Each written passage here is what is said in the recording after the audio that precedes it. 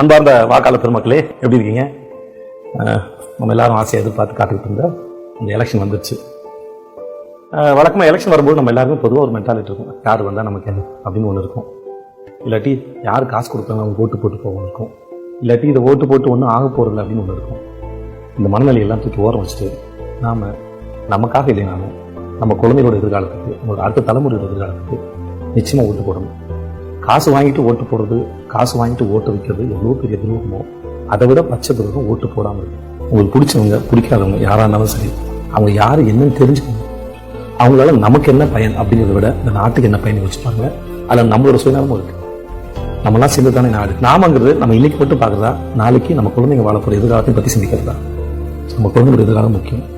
So நம்மளை ஆள போகிறது யாரு, நம்ம யார்கிட்ட ஆட்சியை கொடுக்க போகிறோம், அவங்களுக்கு என்ன தகுதி இருக்குது, அவங்க இதுக்கு மாதிரி என்ன செஞ்சுருக்காங்க, அவங்க எல்லாம் சொல்கிறாங்க அப்படிங்கிறத அலசி ஆராய்ஞ்சு ஓட்டு போடுங்க. இது வரைக்கும் நீங்கள் அரசியல் செய்திகளை கேட்கலனாலும் பேசினாலும் பார்க்கலனாலும் சரி, இன்னையிலேருந்து எலெக்ஷன் போகிற நாள் வரைக்குமாவது இன்னும் அரசியலை பற்றின பேச்சுக்களை பேசுங்க, செய்திகளை பகிர்ந்துக்கோங்க, அதை பற்றி விவாதத்தை வச்சுக்கோங்க. ஓட்டு போடுற அன்னைக்கு தெளிவாக சிந்தித்து செயல்பட்டு உங்களுக்கு சரின்னு போடுறவங்களுக்கு இந்த விரல்ல மை வைக்க இடம் கொடுங்க. மறந்து விடாதீர்கள், மறந்து இருந்து விடாதீர்கள். ஓட்டு போடுங்க.